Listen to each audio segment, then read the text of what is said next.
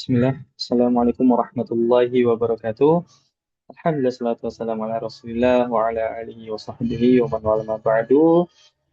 Segala puji kita panjatkan atas kepada Allah Subhanahu wa taala atas rahmatnya serta limpahan nikmatnya yang banyak yang telah dikarenakan kepada kita semua sehingga kita masih bisa kembali pertemukan pada malam hari ini di malam Ahad dalam rangka menuntut ilmu syar'i.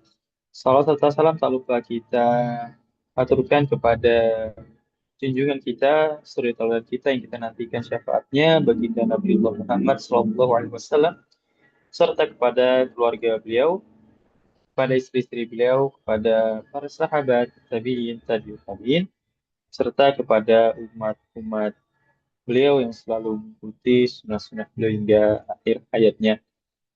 Baik jamaah kajian Bumiku Mengaji yang semoga dirahmati Allah insya Allah pada malam hari ini.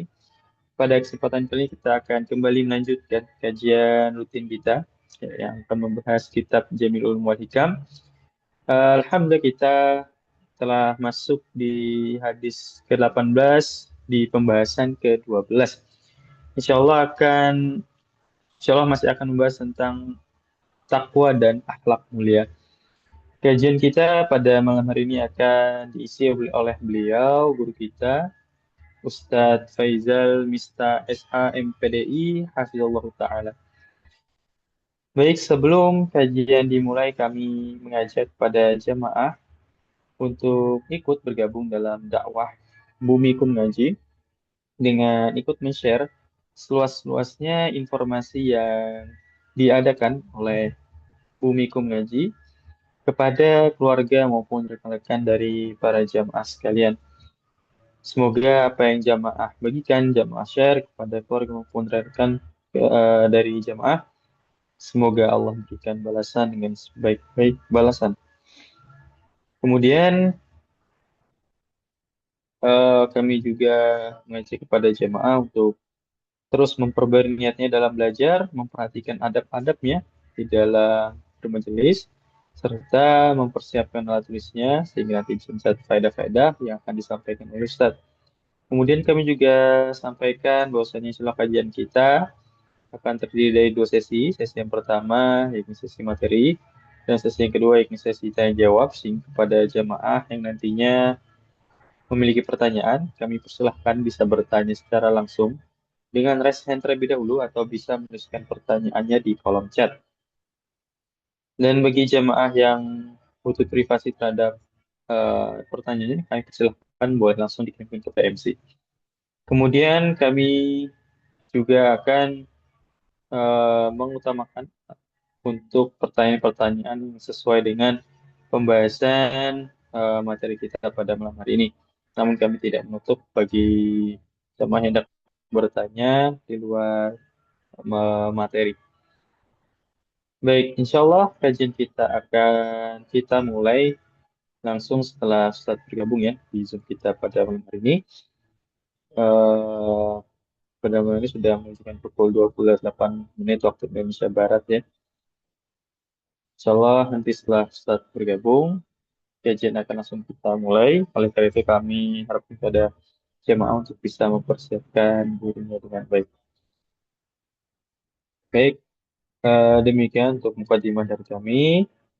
Untuk sementara kami pamit undur diri dulu. Kami persilahkan pada jemaah bisa mempersiapkan diri atau memujaah materi di pertemuan sebelumnya. Baik, barakallahu fikum. Bismillah. Eh, Alhamdulillah kepada jemaah sekalian, Ustadz Faizal Miftah sudah bergabung di Zoom kita pada malam hari ini. Insya Allah kajian akan segera kita mulai karena waktu sudah menunjukkan pukul 20 lewat 30 menit. Oleh karena itu, insya Allah kajian akan langsung kita mulai. Alhamdulillah kami sudah membuka eh, kajian kita pada malam hari ini. Langsung saja kita persilahkan kepada Ustadz Faizal Mista. Waktu kami persilahkan oleh Tafadhol Masykurah.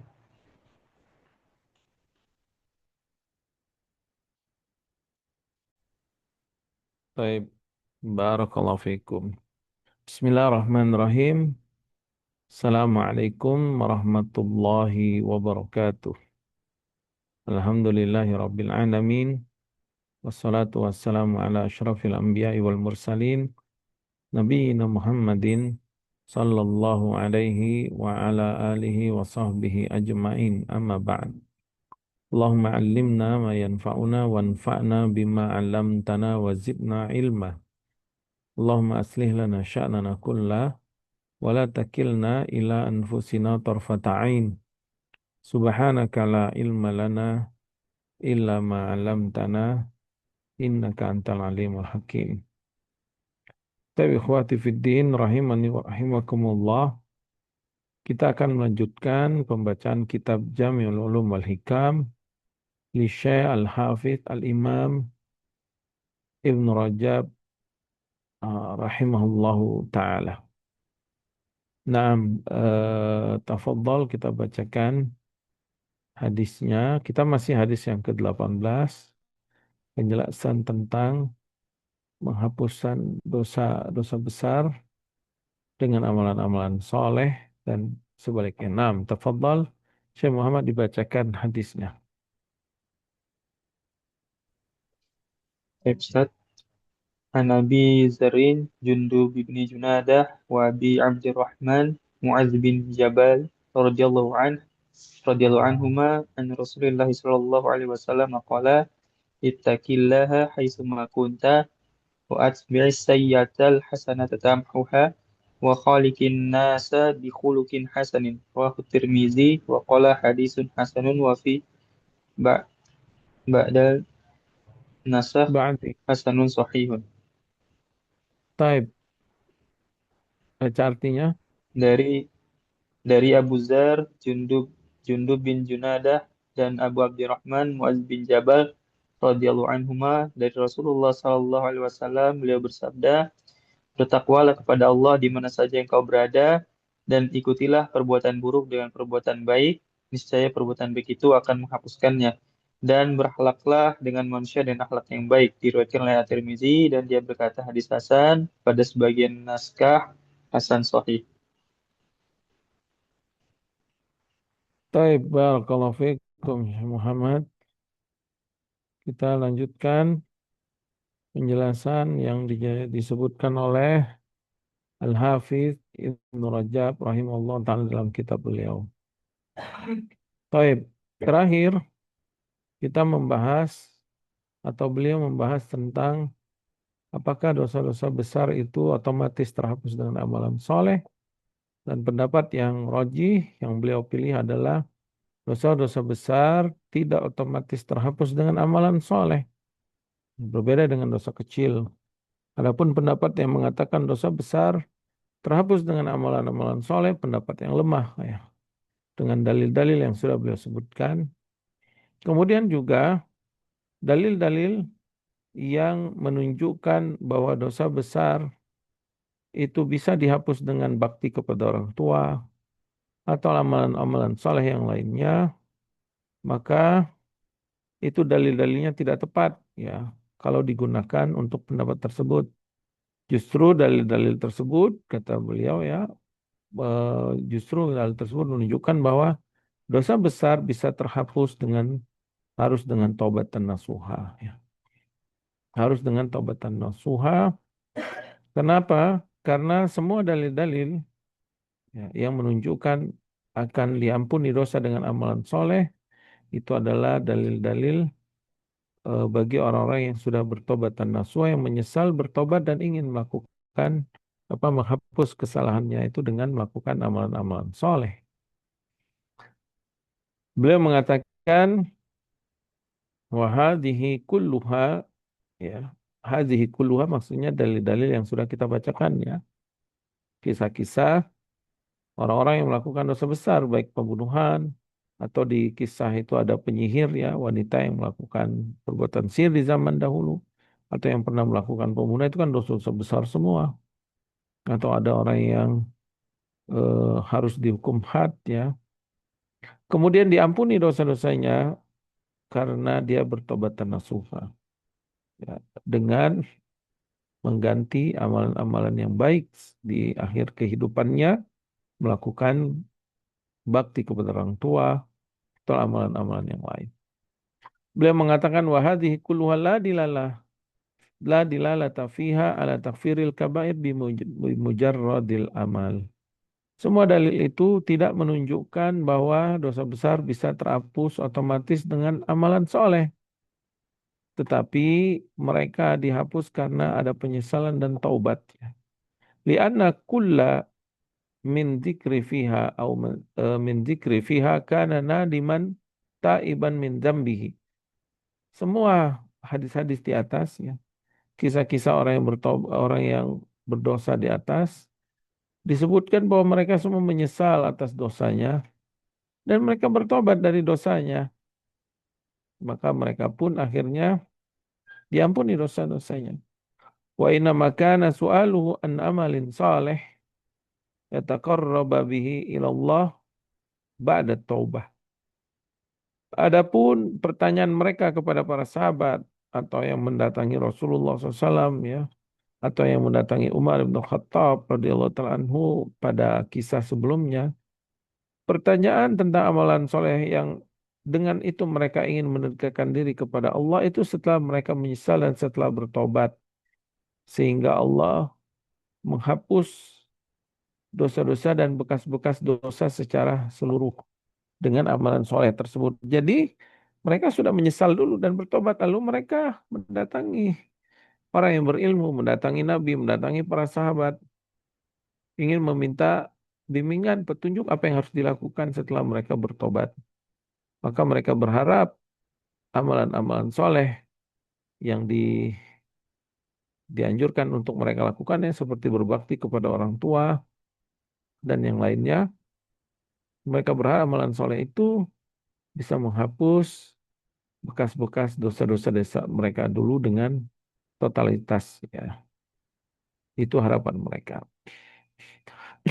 Dan juga Allah Subhanahu wa taala, fa innallaha syarrata fi qabuli taubah wa maghfirati dzunubi biha al-amal saleh. Dan Allah Subhanahu wa taala juga mensyaratkan bahwa Allah menerima taubat dan mengampuni dosa. Allah mensyaratkan dengan beramal soleh. Artinya orang yang ingin bertobat ya tidak cukup dia bertobat, tapi dia harus melakukan amalan soleh di akhir sisa usianya ya.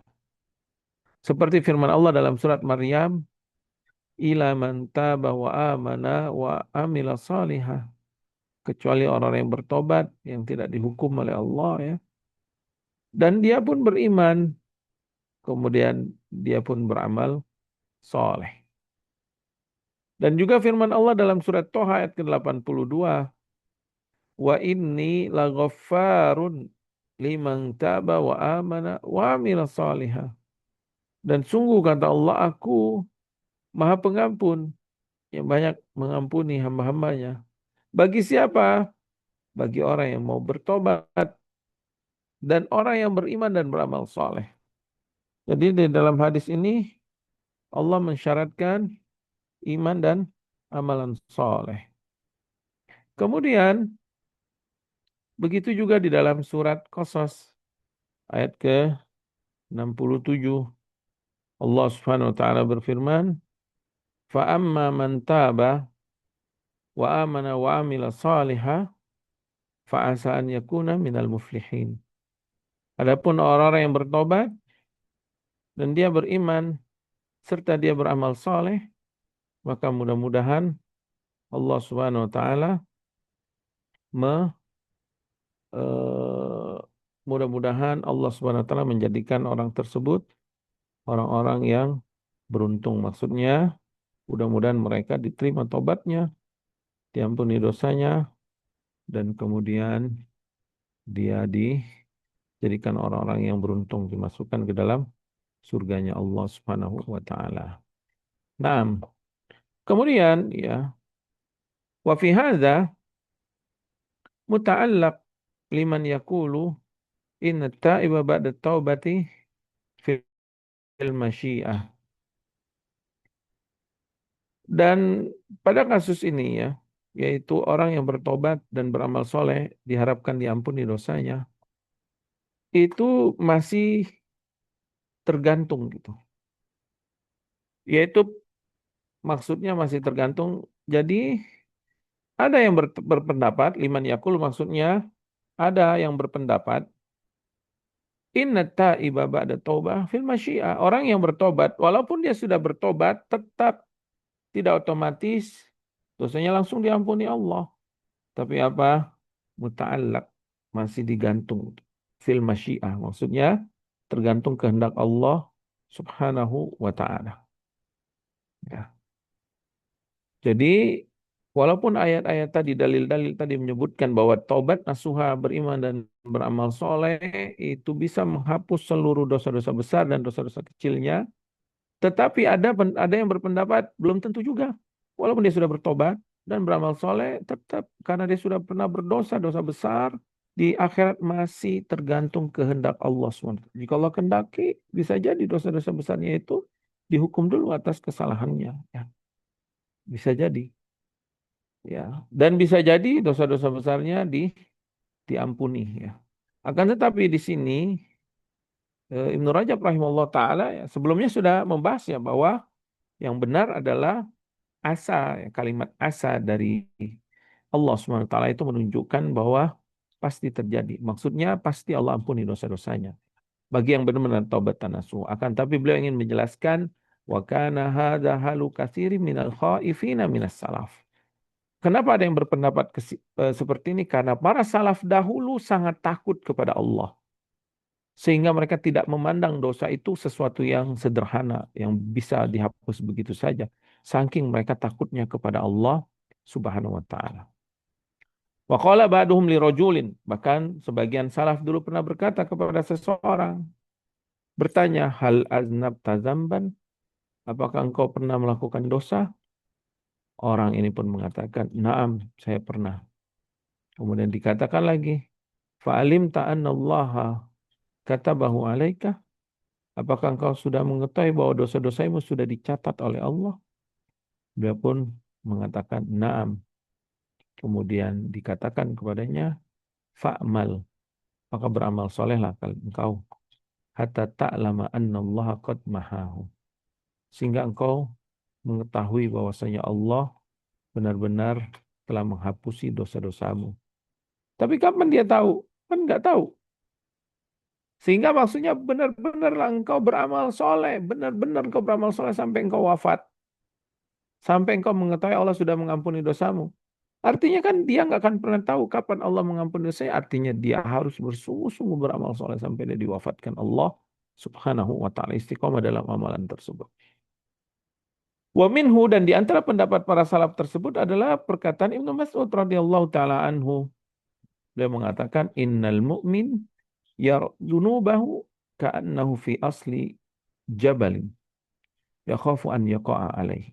Seorang mukmin itu melihat dosanya seakan-akan ya, mereka itu apa hendak ditimpa gunung, takut gunung itu jatuh ke kepalanya. Maksudnya ada dia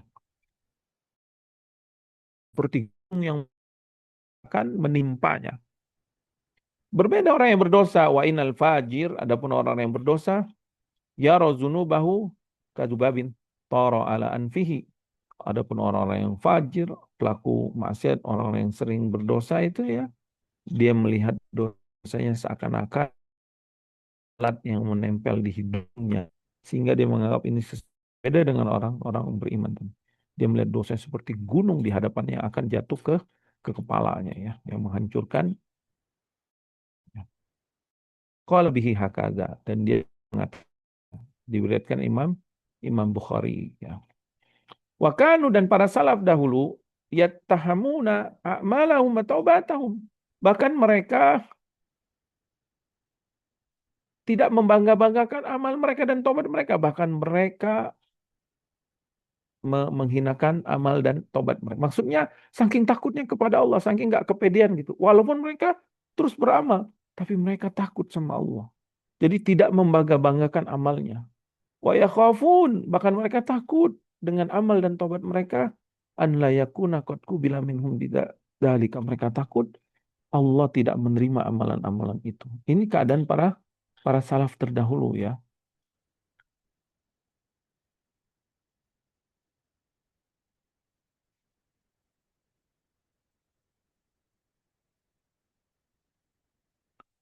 Taib. Kemudian fakana dzalika yujibu lahum syiddatal khauf. Mengapa mereka seperti itu para salaf? Karena mereka sangat sangat sangat takut kepada Allah Subhanahu wa taala. Wa kathratul ijtihadi fil a'mal as-salihah, dan di samping rasa takut yang sangat besar itu mereka tetap bersemangat beramal tapi tetap ada rasa takut kepada Allah Subhanahu wa taala. Qala Al-Hasan, berkata Al-Hasan rahimallahu taala Al-Basri, adraktu aqwaman, aku mengetahui beberapa orang para salaf dahulu, lau anfaqa ahaduhum mil al-ardi, walaupun di antara mereka berinfak sebesar gunung Uhud, sepenuh bumi ya. Mereka seinfak sebanyak sepenuh bumi infak. Oh, infak sepenuh bumi berarti dia benar-benar bukan triliunan lagi ya, dia infak sebanyak-banyaknya. Tetapi apa yang mereka rasakan dari amalan soleh tersebut? Ma'amina. Mereka tidak merasa aman. Maksudnya apa? Mereka tidak yakin amalan ini diterima oleh Allah Subhanahu wa taala. Bahkan mereka ada rasa takut. Kenapa? Li'idhamil dzambi fin nafsi, karena mereka merasa banyak dosa di hadapan Allah Subhanahu wa taala atas diri mereka. Jadi para salaf dahulu itu walaupun dia beramal dengan amalan yang sangat besar, jumlah yang sangat banyak, tapi tetap mereka merasa takut kepada Allah akibat mereka merasa apa namanya? Banyak dosa, merasa besar dosa mereka di hadapan Allah Subhanahu wa taala ya. Wa qala Ibnu Aun, dan berkata Ibnu Aun rahimallahu taala, la tasdik bi kasratil amal, jangan kau pede dengan banyak amalmu. Fa innaka la tadri ayub balu minka amla. Karena engkau nggak tahu apakah diterima atau tidak amalanmu. Wala ta'man dzunubaka, dan jangan merasa aman dengan dosamu. Walaupun sudah bertobat, maksudnya jangan merasa aman. Walaupun sudah bertobat, jangan merasa nyaman dan seterusnya. Tetap hadirkan rasa takut itu. Fa innaka la tadri kuffirat anka amla. Karena engkau nggak tahu apakah dosamu dihapus oleh Allah atau belum. Inna amalaka mughayyabun anka kullahu. Sesungguhnya amalanmu itu gaib di sisi Allah. Maksudnya gaib, kau nggak tahu amalanmu itu diterima atau tidak. Taubatmu itu diterima atau tidak. Engkau nggak tahu. Ya.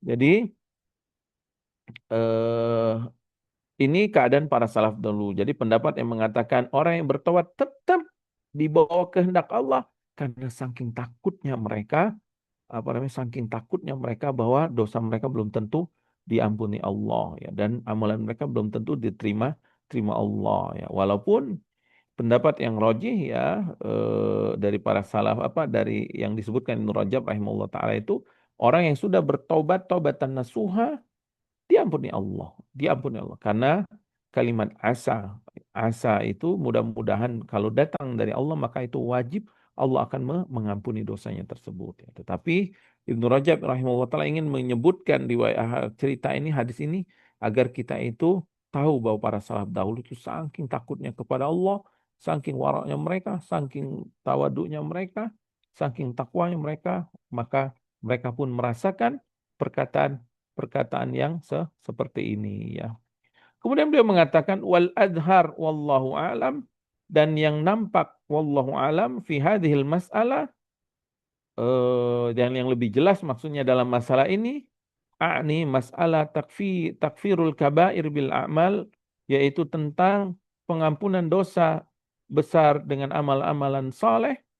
Annahu, ya yang jelas kata beliau, in urida anal kaba'ira tumha bimujarradil ityani bil faraid wa taqaul kabair mukaffiratun bidzalika kama tukaffirus saghair bijtinabil kabair fahada batil. Jadi kata beliau, kalau misalkan ada yang mengatakan bahwa dosa besar bisa hilang begitu saja dengan melakukan kewajiban-kewajiban tanpa tobat misalkan, dan dosa-dosa besar itu terhampuni atau dihapusi dengan kewajiban sebagaimana dosa kecil otomatis terhampuni dengan menjauhi dosa besar, maka pendapat ini tidak benar kata beliau. Belum batil ya.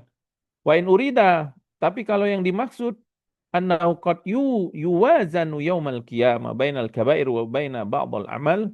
Kalau misalkan pendapat yang mengatakan akan ditimbang nanti di hari akhirat ya antara dosa-dosa yang besar dengan amalan-amalan solehnya, fatumhal kabira bima yuqabiluha minal amal, lalu setelah ditimbang ternyata amalnya lebih banyak. Kemudian dengan amalan-amalan yang banyak ini, sebagian amalnya bisa menghapus sebagian dosa besarnya. Wayaskutul amal, dan sebagian dosa amalnya tadi itu hilang, jatuh gitu. Maksudnya gini, falayab qalahu sawab, nggak ada lagi balasan bagi amal itu dalam rangka menghapus dosa besarnya tadi, fahadza qad yaqa'u. Maka ini kata beliau bisa terjadi. Maksudnya kata beliau, kalau pendapat yang mengatakan dosa besar otomatis dihapus dengan melakukan kewajiban, ini tidak benar pendapatnya. Tetapi kalau pendapat yang mengatakan bahwa dosa besar bisa terhapus dengan amalan soleh setelah ditimbang di akhirat. Tetapi dengan konsekuensi amalan soleh ini sebagai kompensasi atas dosa besarnya, sehingga amalan soleh dia ini tidak dapat balasannya, untuk menutupi dosa-dosa besarnya tadi ya. Maka ini bisa terjadi kata beliau. Maksudnya begini, kalau ternyata dia memiliki amal, ini hanya pendekatan analoginya saja ya. Misalkan amalan dia anggaplah 100 setelah ditimbang. Kemudian dosa-dosa besar dia ternyata belum sempat bertobat ya, tobat nasuha. Dosanya ada 90 misalkan. Ini analogi saja ya, pendekatan saja. Adapun akhirat kita nggak tahu kayak hakikatnya seperti apa. Maka kemudian amalan soleh yang diterima Allah ini yang banyak ini bisa menghapus 90 atau 70 atau 90 dosa tadi, tetapi amalan yang 100 ini yang 90-nya hilang untuk menghapus 90 dosa. Sisa amalan dia 10 ya, 10 tadi. Ini contoh saja. Jadi amalan dia 10, kebaikan dia 10. Tetapi di sisi Allah kebaikan yang kecil itu sangat besar. Walaupun 10 bisa jadi dengan yang sedikit ini dia dimasukkan ke dalam surganya Allah Subhanahu wa taala. Kata beliau, waqad taqaddama an Ibnu Umar radhiyallahu taala anhu annahu lamma ataqa mamlukatan ladzi darabahu, dan telah disebutkan bahwa Ibnu Umar radhiyallahu taala anhu ketika dia memerdekakan budak yang dia pukul ya, dia punya budak dan dia pukul, lalu dia merdekakan, lalu dia berkata, laisa li fihi minal ajri syai'un. Aku ketika memerdekakan budak ini sebenarnya nggak dapat pahala dari memerdekakannya. Kenapa? Hai sukana kafaratun lidzambihi. Dia jadikan memerdekakan budak ini sebagai kafarah penebus dosa kesalahannya. Paham ya? Jadi ada sebagian amal yang bisa menghapuskan dosa itu, tetapi konsekuensinya amalan ini terhapus pahalanya. Ya. Amalan ini dilakukan dalam rangka menghilangkan dosanya. Adapun mengharapkan pahala dari amalan ini tidak. Karena apa? Karena amalannya itu sebagai kompensasi dari dosa tersebut. Walam yakun dzanbuhu minal kabair, dan padahal dosanya bukan dosa yang besar. Ya, dosa kecil saja beliau jadikan sebagai kompensasinya amalan soleh. Fakaifa bima kana minal amal mukaffiran lil kabair. Lalu bagaimana bisa amalan-amalan yang soleh itu bisa menghapus dosa-dosa besar ya. Kalau yang kecil itu saja tidak diharapkan pahalanya, bagaimana yang amalan yang sedikit ya untuk dosa besar itu maksudnya tidak tidak bisa gitu ya dijadikan patokan untuk menghapus dosa-dosa besar dengan amalan-amalan tersebut. Kemudian beliau membawakan pendapat yang lainnya.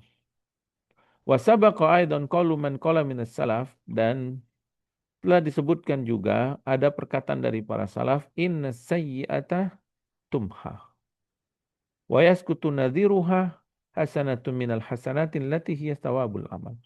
Sesungguhnya kesalahan itu bisa dihapus. Tetapi wa yaskutu nadhiruha hasanah minal hasanatin lati hiya thawabul amal. Tetapi dihapusnya kesalahan ini ada konsekuensinya. Apa konsekuensinya? Kebaikan yang pernah dia lakukan dari suatu kebaikan dihapus amalan, dihapus pahala amalan tersebut. Ya.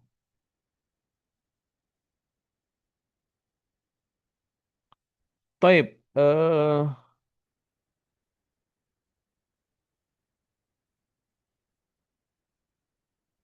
Mungkin untuk kajian ini kita cukupkan di sini dulu ya. Insya Allah kita akan lanjutkan pada pertemuan berikutnya dalam permasalahan ini. Kami mohon maaf ya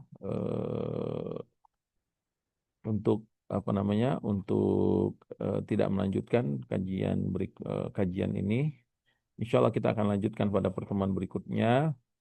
Eh, Nafa'anallahu bima 'allamana wa zadana ilman wa taufiqan wa an yuslih lana sya'nana kullah wa hadana ila siratal mustaqima subhanakallahumma bihamdika asyhadu an la ilaha illa anta astaghfiruka wa atubu ilaik. Assalamualaikum warahmatullahi wabarakatuh. Nah, Syekh Muhammad, mungkin untuk pekan ini tidak ada tanya jawab dulu. Barakallahu fikum. Assalamualaikum warahmatullahi wabarakatuh. Waalaikumsalam warahmatullahi wabarakatuh. Syukron Ustaz atas materi yang sudah disampaikan pada malam hari ini. Baik, sebagaimana yang sudah sampaikan, kedahuluan untuk pertemuan malam hari ini kita belum ada sesi tanya jawab. Insya Allah kita akan lanjutkan di pertemuan selanjutnya. Eh, Mari kita tutup kajian kita dengan doa kafaratul majelis.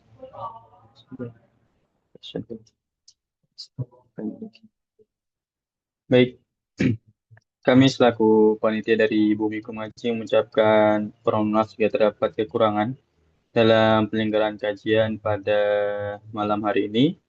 Semoga apa yang sudah saya sampaikan tadi bisa menambahkan iman dan ketakwaan kita kepada Allah serta menambahkan azanah keilmuan kita sehingga faedah yang kita dapatkan tadi bisa kita amalkan dalam kehidupan sehari-hari. Baik, kami pamit undur diri. Wassalamualaikum warahmatullahi wabarakatuh. Kami persilakan pada jemaah boleh dari meeting. Barakallahu fikum.